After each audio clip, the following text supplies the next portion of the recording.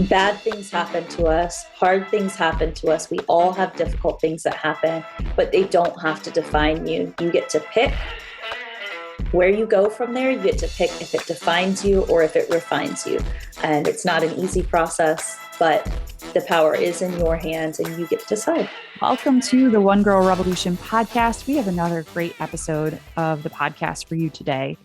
Lately, we've been having a lot of survivors' stories on the podcast, and that's been on purpose.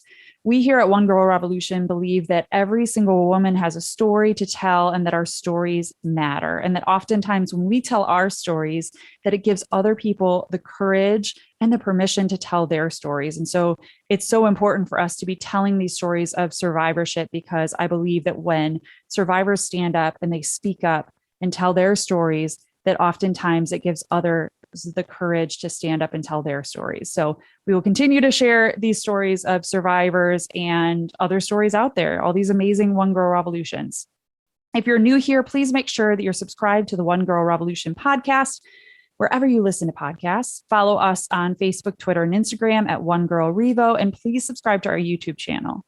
You can find all of our podcast episodes, documentaries, and so much more on our website at onegirlrevolution.com. That's the number one, girlrevolution.com.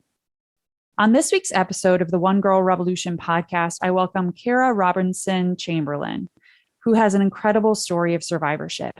When she was just 15 years old, Kara was kidnapped from the front yard of her friend's house, held captive for 18 hours, but she ended up courageously escaping.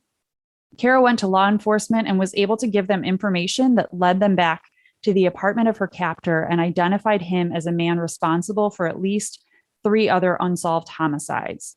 Absolutely incredible. And Kara will share more about what she's doing now, but she's actually looking to find others that he may have been responsible for as well. Kara ended up going into law enforcement herself and has since used her own story and experience to empower other survivors to tell their stories, find healing, find hope, and find purpose in what they've been through and not to be defined by it. Kara is so incredible, as is her story. I am so honored to have her on the show today and excited to share her story and her work with you. Here's my conversation with Kara.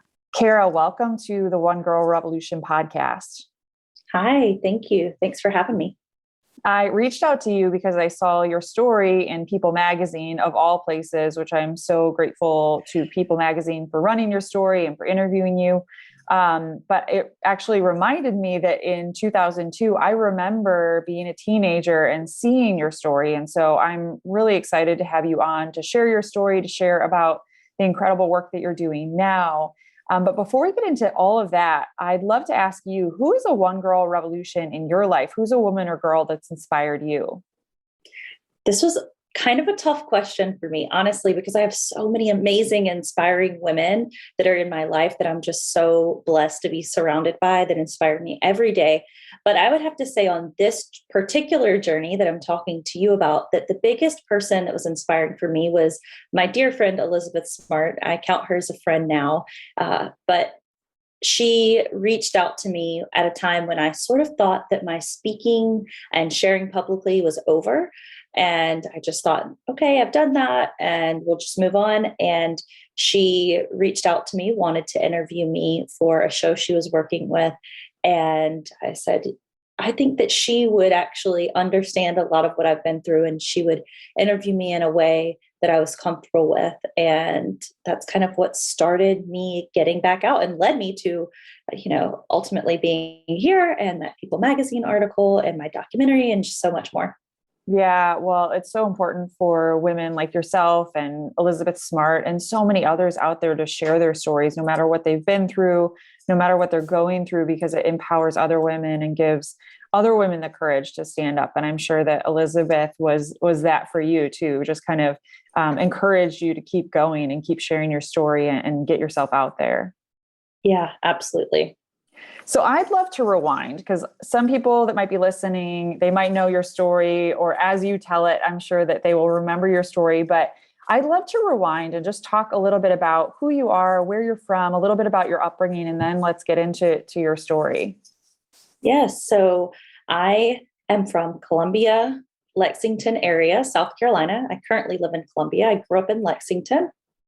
And I'm an only child. I was a little bit of a tomboy growing up. I rode dirt bikes and go-karts and horses and was outside a lot. And I had a lot of really close friends. And one of my closest friends was more or less like a sister at that time. And she was the one who I kind of always hung out with. I had a boyfriend and, um, just kind of an average childhood, not really anything too unusual. I never experienced anything incredibly traumatic or stressful that I can remember before that. And so uh, everything that happened later in my life was a little shocking for me.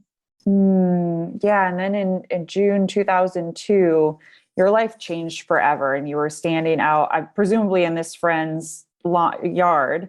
Can you tell that story and just kind of how your life changed in that moment and then the hours that followed? Yeah, so I was standing in that friend's yard and we were getting ready to go to the lake for the day. We were trying to get things ready before we left. Her mom had asked us to water the plants, so I was doing that for her.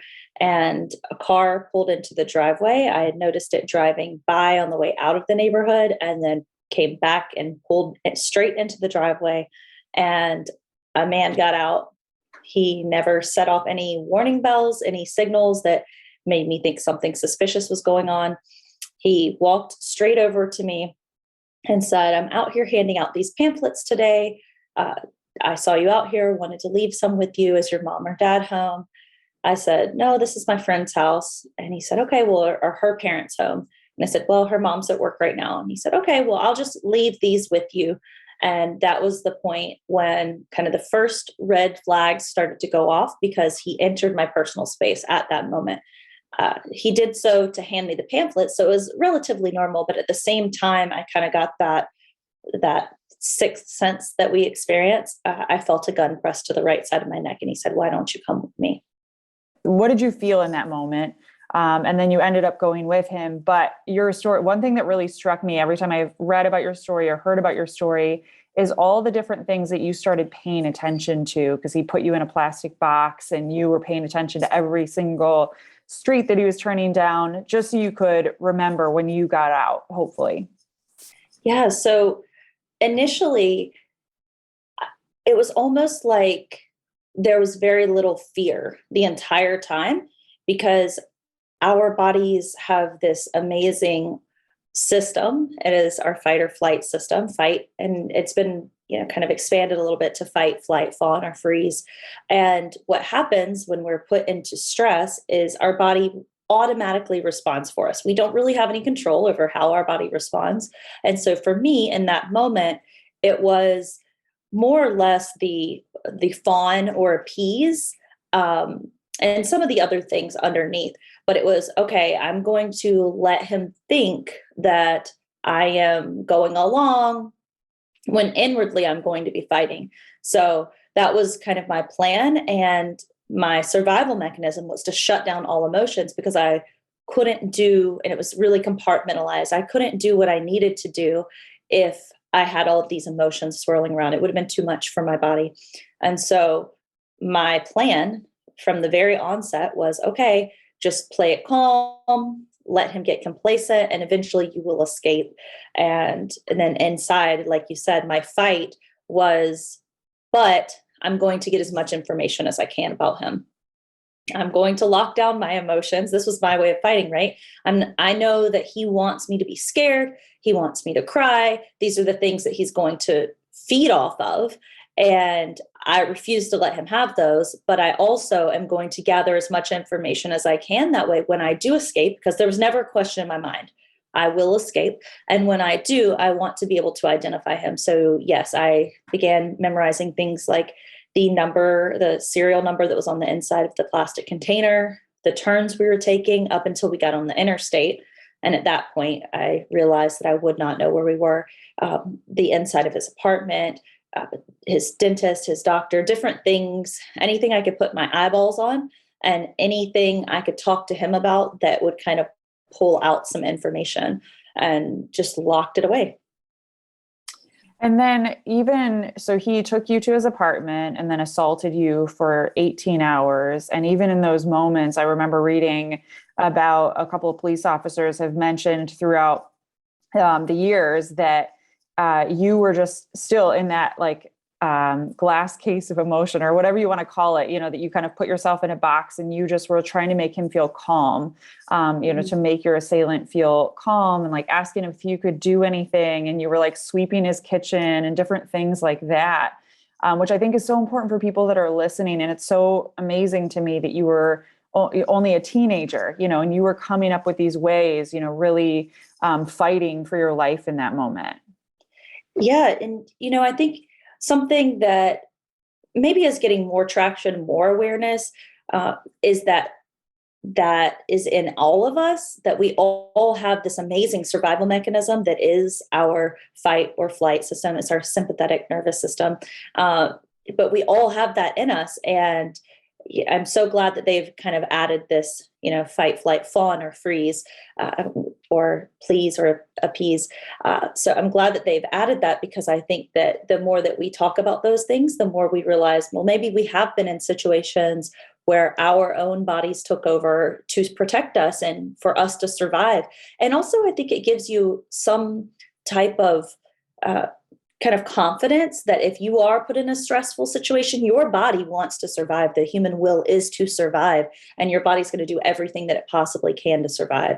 So I think that gives a lot of people a lot of confidence as well, because I can't think of anything except me being extremely stubborn that kind of, I guess, contributed to this mindset for me. My parents did not talk to me about, if a stranger tries to take you, this is what you should do. Those were never conversations that I had in my home. There was never something that I knew someone that had been through anything. I think I have and have always had a very strong intuition about, what is the right thing to do. And I think that that's something that just naturally is part of who I am. But knowing that my survival mechanism really just took over. I think I don't want to discredit what happened, but it's like we all have that in us.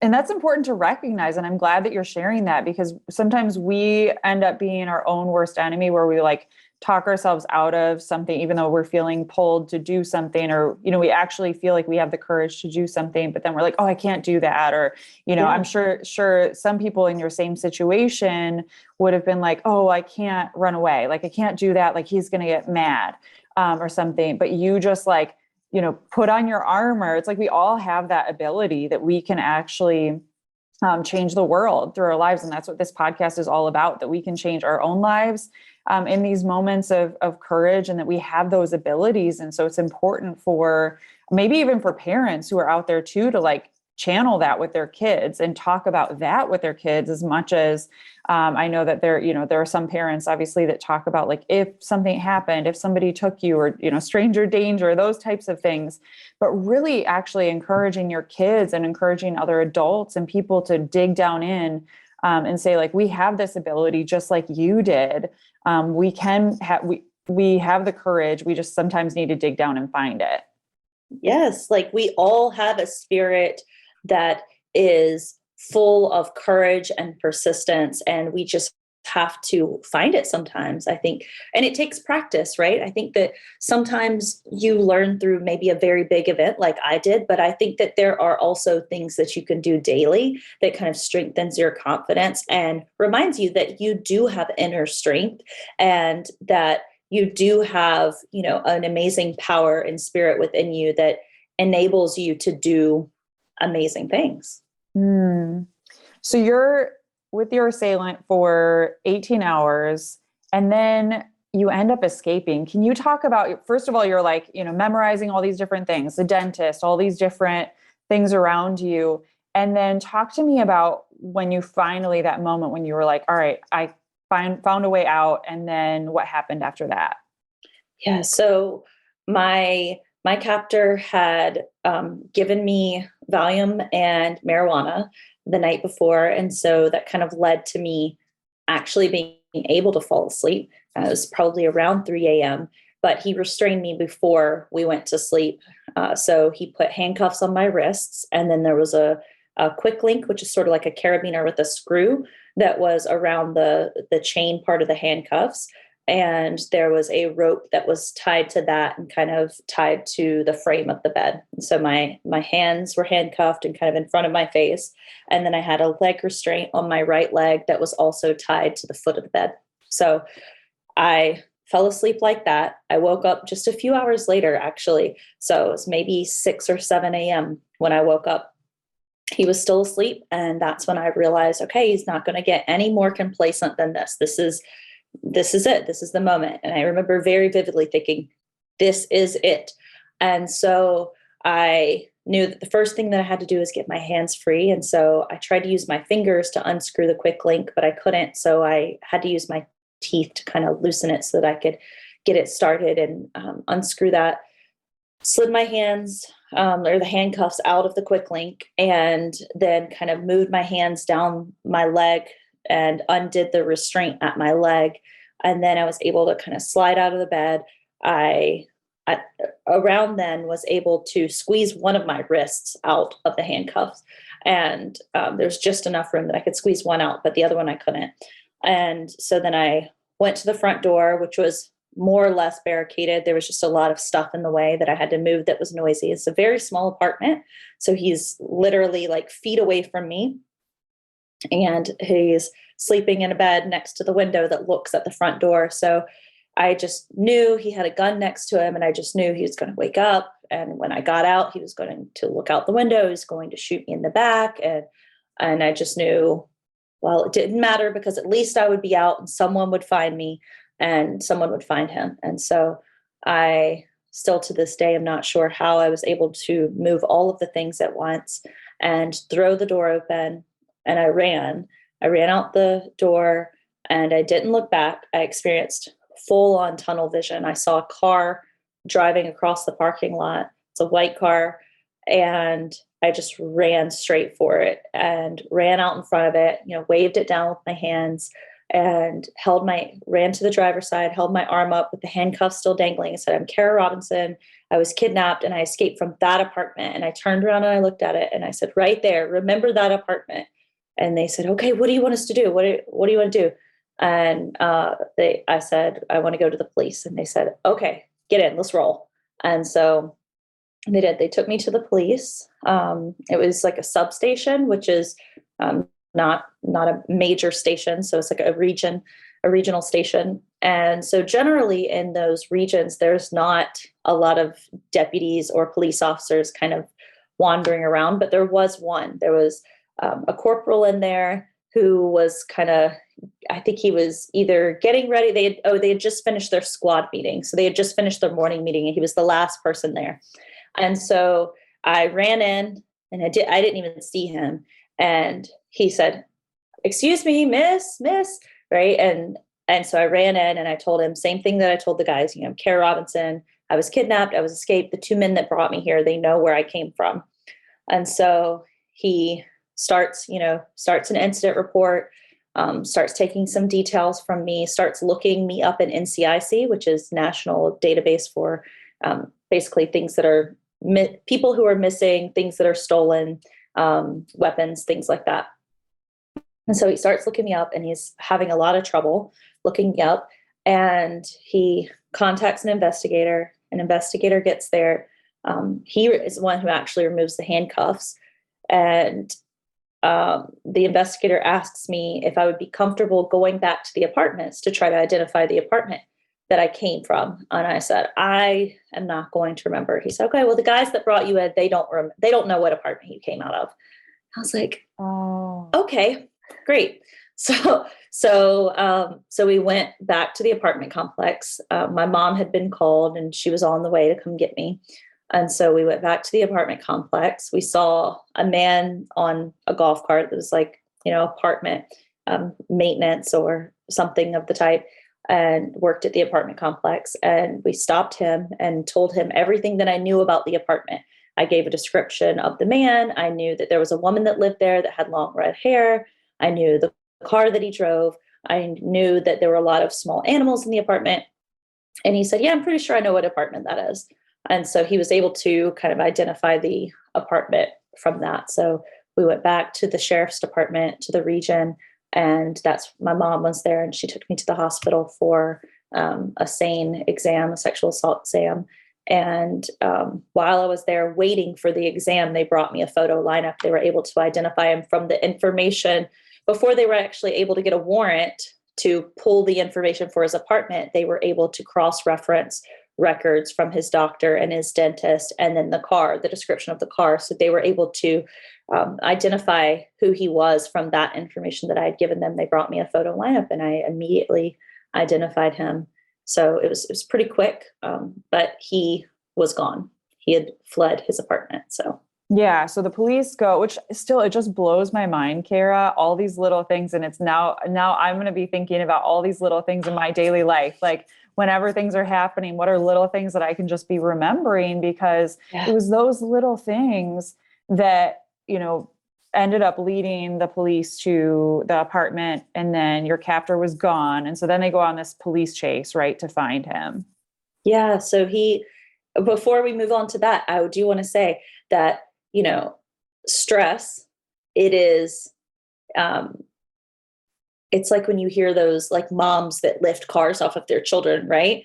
Like it gives you kind of these superpowers. So I have a terrible memory normally, just to clarify that. But yeah, he was gone. He had a wife. He was actually, his wife and his mother were out of town. And so his wife and his mother and his sister came into the sheriff's department and were interviewed. And his sister said, oh, he actually was in Orangeburg. I actually rented him, which is about 45 minutes from where we were. I rented him a hotel room in Orangeburg.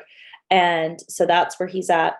And the law enforcement responded there. He was already gone. So they were triangulating his phone, and they saw that he was heading down I-95 towards Florida from Orangeburg. And he had a sister in Florida. And so they were able to make contact with her and set up kind of like a meeting for her to meet him. And so he kind of came up to meet her at a restaurant and saw police. And then, there was a police chase that ensued. They deployed stop sticks, which, blow out the tires. And so he kind of skidded out of control, and they sent in a canine who bit him. And at some point between the canine biting his arm, he shot himself, and he killed himself right there on the side of the road in Florida, Sarasota, Florida. If you're enjoying this episode of the One Girl Revolution podcast, please leave us a review and share this with your friends and family. The One Girl Revolution podcast is available on Apple Podcasts, Spotify, Stitcher, YouTube, or wherever you are listening to the podcast right now. Please subscribe, leave us a review, and share. Your case and everything that you shared with the police, and the fact that they ended up being able to find him, ended up solving numerous unsolved murders, right? That they ended up figuring out that your captor was connected to numerous other murders. Yeah. So when they went into his apartment, they discovered a locked footlocker, and they discovered some suspicious things in there. Most of note were some newspaper clippings of 3 murders in Virginia. So 3 that we know of that he ended up being connected to via some fiber and some DNA evidence, and some fingerprints that were in his vehicle. So 3 young ladies in Virginia that were murdered in 96 and 97. And so those are the ones that we know of. I feel confident that there are probably other cases out there that we were not able to link him to, which is one of my biggest regrets about him killing himself, is that I think that he would have confessed to some things, but unfortunately, that's a dead end as far as interviewing him to find out what else he did. But it's always been my intuition that there are more cases that we don't know about. Yeah, just to bring closure to the families. I know that it's not, there's never going to be full closure, but just to know. Yeah. For those families, like for so long, they were just unsolved and they didn't know what happened. But Kara, your story and Elizabeth's smart story, and so many of these stories that are similar to yours, and people that have experienced other things or gone through other things, it just really blows me away because like I just feel like you came through all of that, and somewhere along the line, and maybe you still are, because I think that life is a journey towards healing, right? Like we a lot of times carry these wounds or things we've gone through or things we've experienced, but how did you move beyond everything that you have gone through? Or like, how have you found, what's your journey to healing been like? And how did you come out of that and not become this like very insular, like victim or, somebody that just kind of pulls themselves inward and, you're out there speaking, you're doing all these other things. You really are an empowered woman. How did you move through all of that? I think that my journey, I think every healing journey is very unique. We all deal with unnatural situations in unnatural ways, and we do the best that we can in any given moment. But I told myself, because I had so heavily compartmentalized and dissociated from what had happened to me, I told myself for 15 years, about 15 years, well, I'm not affected by this. This is something that happened, but it literally has no effect on me. I don't even think about it most days. And because it was just like something that happened to someone else, right? Like I had the memories, but I had no emotional connection to it. So I told myself that. And it took about 15 years for me to realize that I was affected. And not only was I affected, but that wasn't negative, because I had, for better or for worse, created this persona of who I was, that I was strong because that's what people told me, right? And that's a positive attribute, right? It's great to be a strong person, but I had taken it to the extreme where I was like, well, I'm strong, so I can't be affected by this. And I was. So I realized it after the birth of my second child, and I dealt with some postpartum anxiety issues, and coming out the other side of that, I realized I wasn't really feeling things. So I had a lot of apathy. The only thing that I was feeling with any sort of consistency was just really, really mad. I was just really angry. And that was because that had been my stress coping mechanism, right? So when we as humans experience stress, especially if it's at a young age, whatever was our survival mechanism very often becomes our stress coping mechanism as we get older. And so I was under immense amounts of stress. My husband traveled out of the country 2/3 of the year. I had two little boys that were 2.5 years apart, and I was more or less solo parenting the majority of the year. And so my stress coping mechanism was don't feel anything.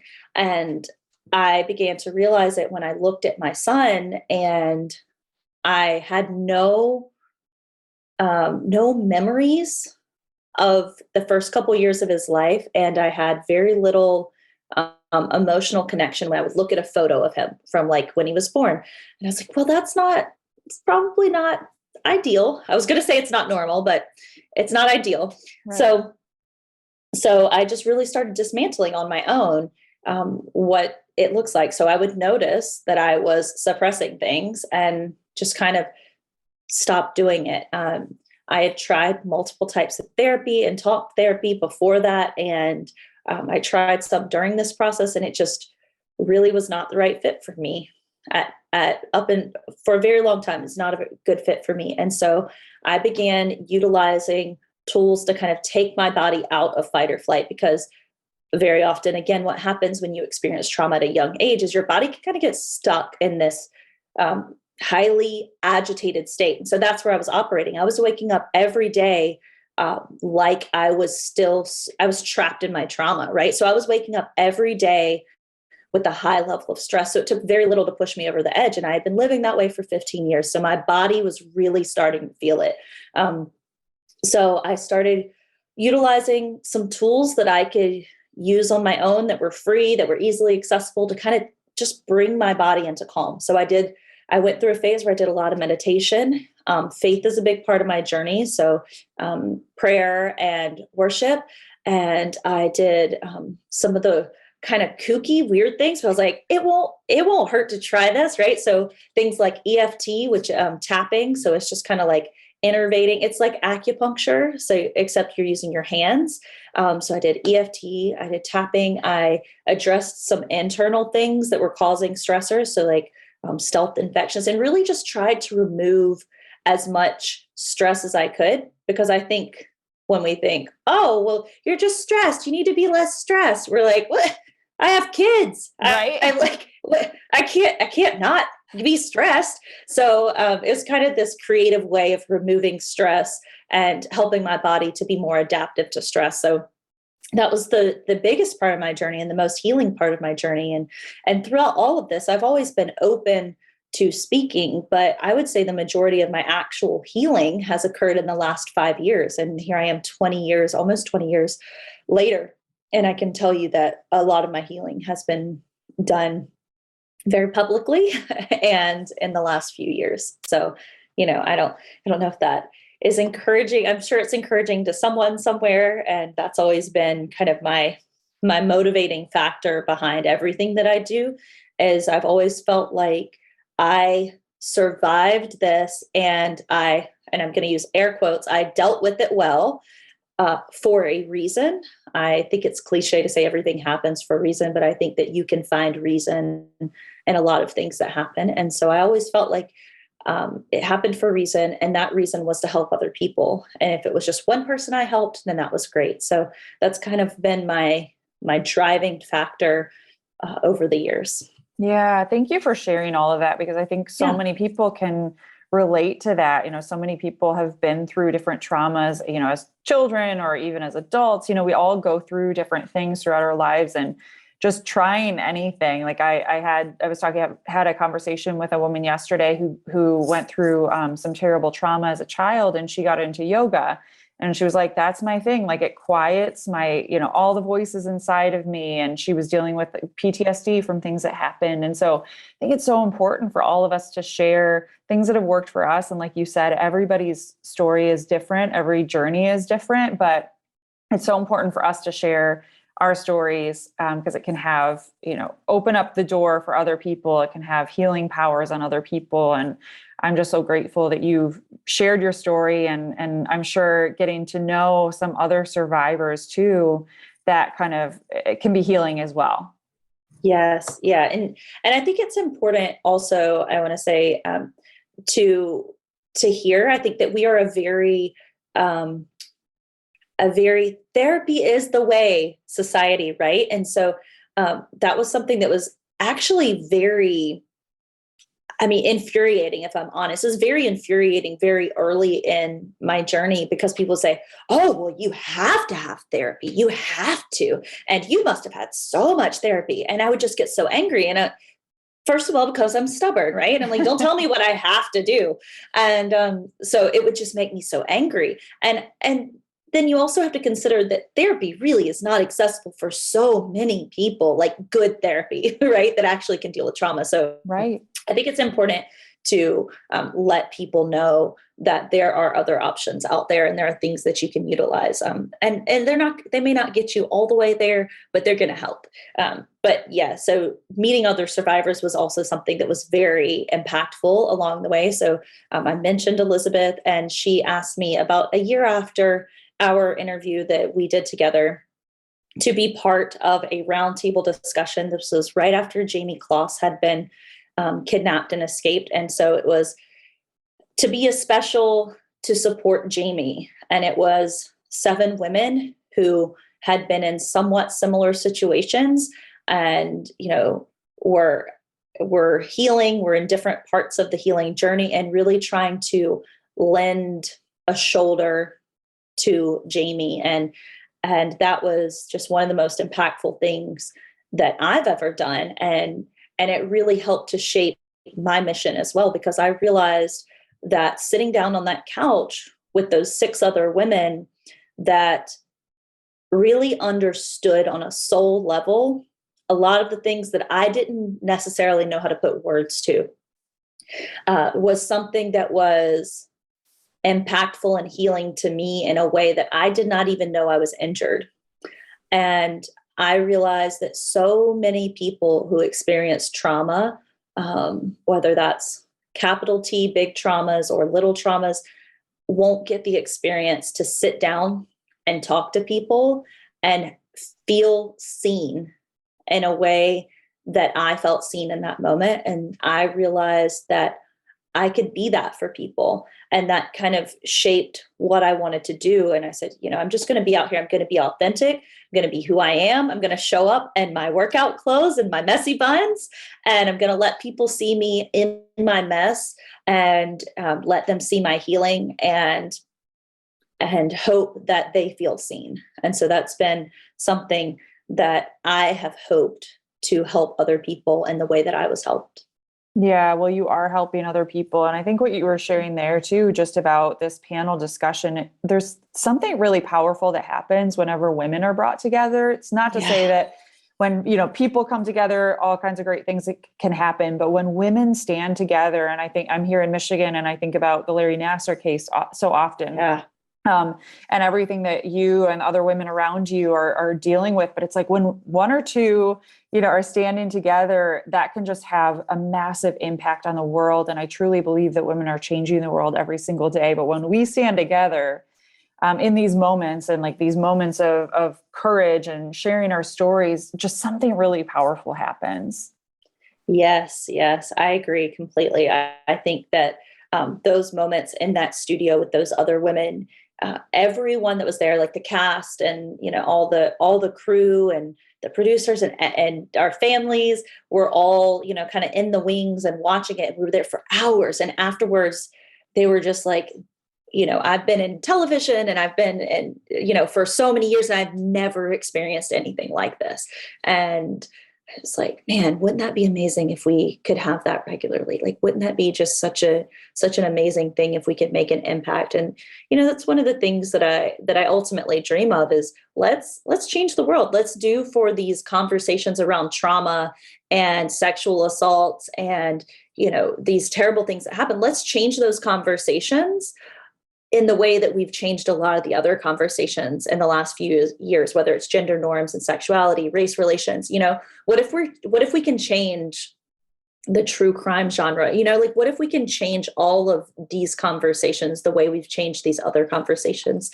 I just think that it's something that can be done. And I think that there's a lot of amazing people out there. They're doing a lot of the hard work, and I think it will be done. It's just, it's one step at a time. Yeah, one step at a time. And again, like bringing these women together. And that's even what this podcast is about too, is, bringing women from all different backgrounds, all different stories together and focusing on our commonality and really striving to make a change in the world. But okay, I want to talk about all the different things that you're doing now. But before we get into that, you actually, after everything happened to you, you got into law enforcement, which is so interesting to me for a little while.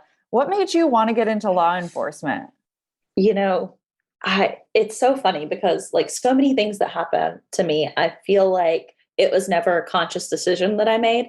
I was surrounded following my escape. I was surrounded by law enforcement, and for good or for bad, right? Just like people in the world, there are good law enforcement and there are bad law enforcement. And there was notably one person who stood out, and that was the sheriff of the agency that was from the county that I was recovered in. So I was kidnapped from one county, taken to the neighboring county.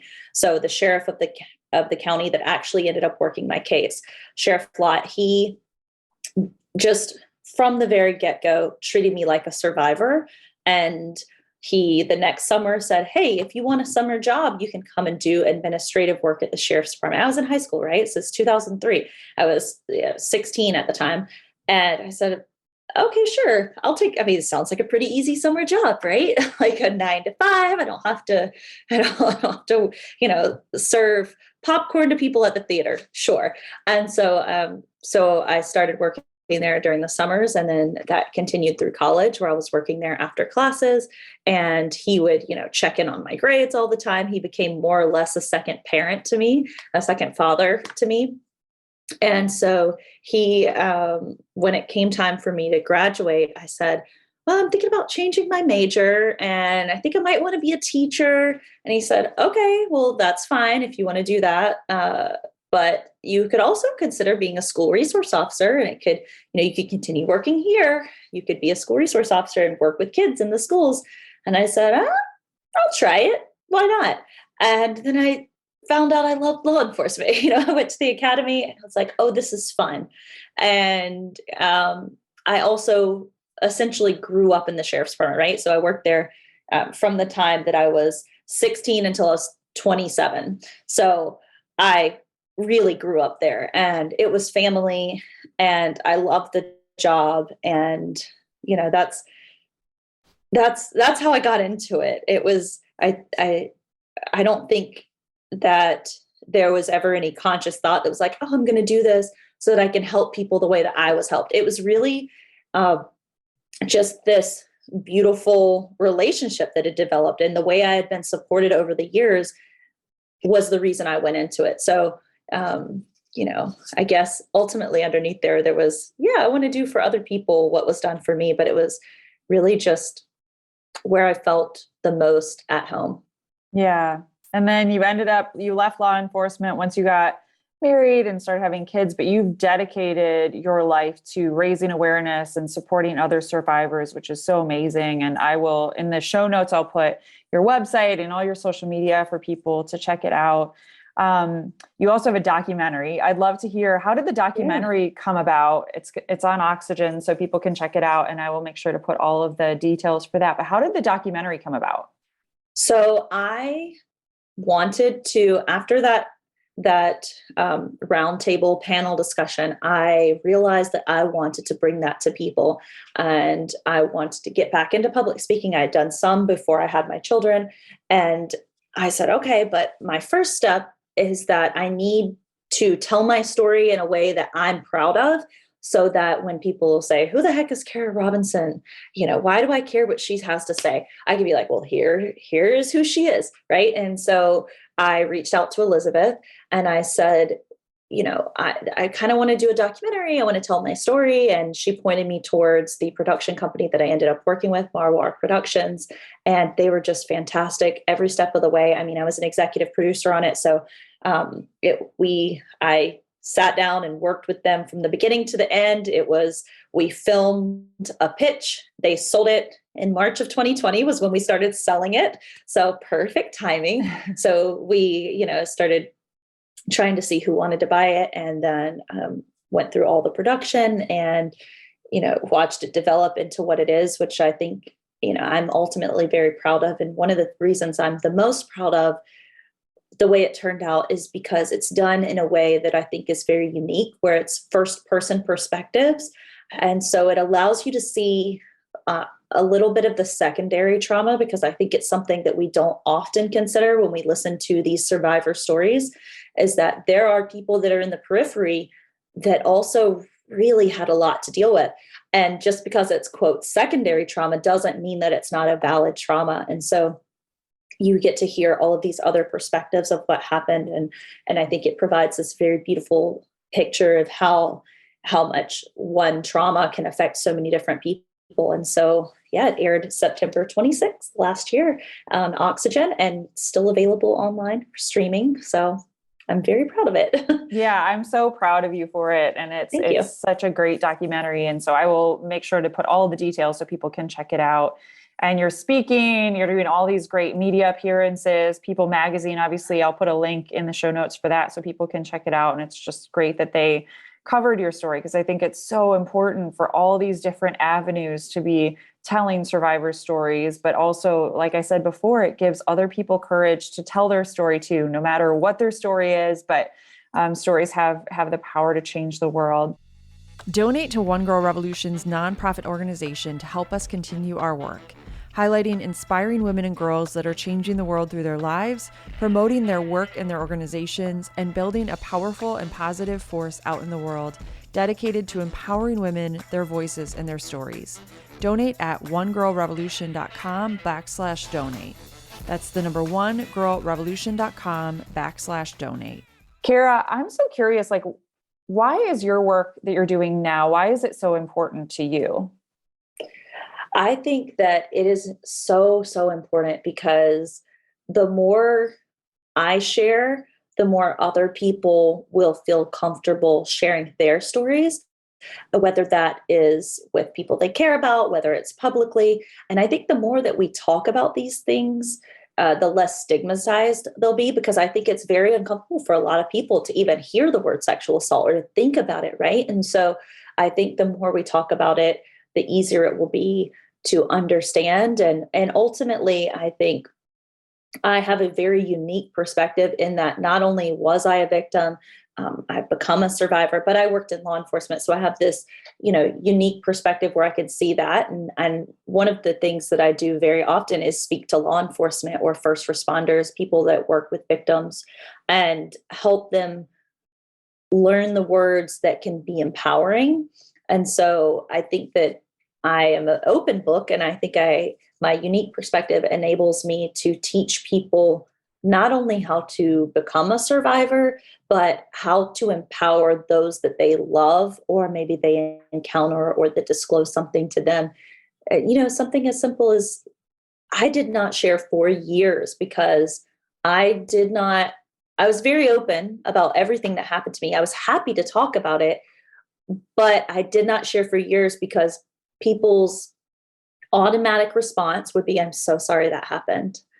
And it just shut me down. I was like, I don't want you to feel sorry for me, because ultimately I'm not sorry. I'm not sorry it happened to me, because my life is what it is. And I am who I am because of what happened to me.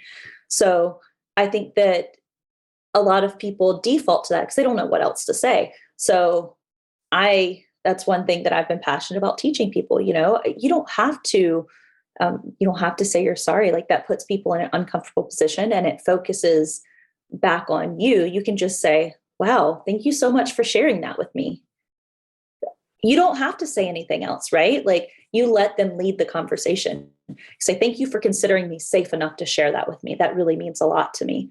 How are you feeling? You can just kind of follow a dialogue. And so I think that there's a lot in there. There's a lot of answer, but it's important because I think that I feel like I am helping people to move into survivors with the work that I do, one at a time, one at a time. Yeah. Yeah. Just thinking about, and you had an Instagram video the other day, just when you were talking to law enforcement, just about some of those word choices or things that they can say. Yeah. And it's so important for all of us, like with the sexual assault numbers and child abuse. I mean, it's just heartbreaking. So many people, everyone around us has gone through something, right? It's so tragic and heartbreaking. Maybe it's not sexual assault, but they've been through something. And so it's important for all of us to be thinking about those word choices. When someone shares something that's very intimate or some trauma that they've been through, it's so important for us to be thinking about, how do we make them feel loved in that moment? How do we make them feel supported in that moment? For everyone who's listening, maybe they know a survivor, maybe they know somebody who's going through something right now, becoming a survivor. I love how you said that, they're becoming a survivor and going through healing. What are some things that we can all take to heart in talking to someone who's a survivor? I think that one of the biggest things is to kind of follow their lead. That was one of the things for me that was the most difficult. Is I had people who were saying things like, oh, well, you have to get therapy, right? And, if they want to talk about it, to just be there and be a supportive ear and just convey to them that there's no judgment, right? You don't have to say, I don't judge you, right? But there's ways to do that. You can just say, thank you so much. I think just saying thank you so much for sharing that with me is just so powerful, because the biggest thing that you want to do is consider how your words could be spinning the focus back to you, right? So when you say, I'm so sorry that happened, you're saying, I feel bad about what happened to you, right? So I think that is so important, but also one of the things, and this might be my specific trigger, one of the other things that was very triggering for me is for people to assume that they know how I feel. So they would say, oh, that must have been so awful. I'm like, I mean, in reality for me, I'm like, in my head, I know like that was an awful thing that happened, but my but it doesn't feel awful to me, right? Because it was so compartmentalized. So I think really just keeping the focus on them and considering how your words might be empowering them those are the big things that I focus on. So something as simple as like I had someone that was in law enforcement that the day after I escaped came to my house and said, well, that guy was going to kill you, right? Like, you should be dead. I'm like, is it true? Yes. Is it necessary? No. So, those are kind of some of the things that I try to help law enforcement understand and try to help other people understand, is that it's really a lot of small things. It's a lot of small nuances, and to just think of, what are the things that help you to feel loved, right? And trying to support people in that way. And you are not responsible for their healing, right? Like they are responsible for their healing, and not trying to give advice unless they're asking for it, right? Not trying to say, well, what would you have done differently? Or I just think not trying to armchair quarterback, just being supportive and loving, right? I think those are the biggest things to me. Yeah. What about for other survivors that are out there? I know that this is a blanket question because everyone's journey is different. Everyone, their journey to survivorship is different. Their journey through healing is different. But for a survivor who's out there who maybe never told their story, maybe never told anyone about something that happened to them, what would you say to them? I would say two things. So the first thing is about sharing. And I heard someone else say this, and it really kind of stuck with me. And it was, share your story when it is a scar, not when it's a wound. And I was like, wow, that is so important, because if you are still actively healing, right, you don't want to open yourself up, because people are going to say things that are going to hurt, because we are imperfect people, right? And people don't know how to respond. Someone is going to say something that if you are not healed is going to hurt. So, sharing, especially publicly. But I think that is something that's so important. And, finding someone that is really safe to share with. I think that in terms of sharing, that's my biggest piece of advice there. And then for really embracing becoming a survivor, one of the things that I kind of lean into is finding your strength. And I think this is something that loved ones can help them do, but it looks different for everyone, but it can be small things. And I remember talking to a sexual assault nurse examiner once, and she said, well, what do I do when a victim wants to leave the hospital without getting an exam, when I know that she walks out that door and there goes all the evidence and likely any option of prosecution? And I said, well, you kind of have to let her go, and you can't do anything that would pressure her, because this is very likely one of the first opportunities that she has to take her power back and take back control over her body and have say over it. So that gives you a small example of what it can look like to take your power back. And so for me, a big part of my journey of reminding myself of my strength has been fitness and reminding myself of what my body is capable of.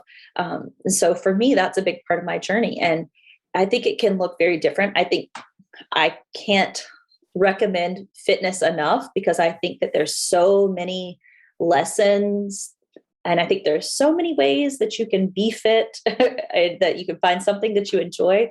But I think that's something that has been very powerful for me. So things that remind you of how strong you are, whether it's, I think journaling can be something that's very helpful for that, where you can have something to look back on and be like, oh, look at this thing that I did that was strong. Because we can't see our own self until we look outside of ourselves sometimes, right?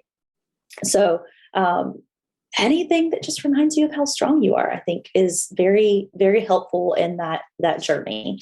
Yeah. Kara, you are such a light and you're doing such incredible work. What can people do to support you and support your work? I will obviously put your website, your social media links, all the different ways that people can continue to follow your journey. But I guess what's next for you, and what can people do to support your work? So much. I have so many things going on. There will probably be a movie that will be coming. Yes. Yes, I cannot say for sure where it will be, but I am in the process of like very beginning processes of a book. So there will at some point be a podcast. I am also looking into other cases that my captor may be responsible for. So if you have any cases that you think, well, this one kind of looks like it might be him. He was active between 88 and 2002. So it's a mighty large window. And he was all over the country, more or less. So I'm doing that. And yeah, a lot. But to support me, just keep an eye on my social media. I'm most active on Instagram. I'm there the most. I'm there every day. I am on TikTok, but Instagram is kind of the easiest place to follow along with me. And I try to keep everyone up to date with everything that's happening and how to support me. But I think that's the big thing. That's the big thing for me. Awesome. Well, I will put the links in the show notes so people can easily find it. And I always tell everyone on this podcast that the easiest way and the free way that they can support you and your work, raise awareness about the documentary, all the different things is through social media. So especially Yes. Instagram, I feel like just sharing, and that also you never know who's going to see your posts that you're sharing. So it's such an important thing for us to build this community and support our sisters and raise awareness. Yeah, I think not a day goes by that I don't hear from someone about something that I shared. They're like, oh, I needed to hear that today. I'm like, good. Someone needed to hear it. That's why it was on my heart and my mind, because someone needed to hear it. So yeah, and it's an easy, free way to support people. Yeah. Well, and I can't wait to follow everything that you're doing, and hopefully One Girl Revolution, we can keep promoting all the different things that you have going on as things are percolating, as things come to fruition. But Kara, before I let you go, I always end this podcast on one question. So I'd like to ask you, if you could leave women and girls around the world with one message, what would it be? I think my one message that I always come back to is that bad things happen to us, hard things happen to us. We all have difficult things that happen, but they don't have to define you. You get to pick where you go from there. You get to pick if it defines you or if it refines you. And it's not an easy process, but the power is in your hands and you get to decide. Kara, thank you so much for being on the One Girl Revolution podcast. Thank you for sharing your story, and thank you for all the incredible work that you do. Thank you so much for having me. It was a pleasure. Please follow us on Facebook, Twitter, and Instagram at One Girl Revo. That's the number One Girl REVO. And you can find more information on One Girl Revolution at onegirlrevolution.com. That's the number onegirlrevolution.com.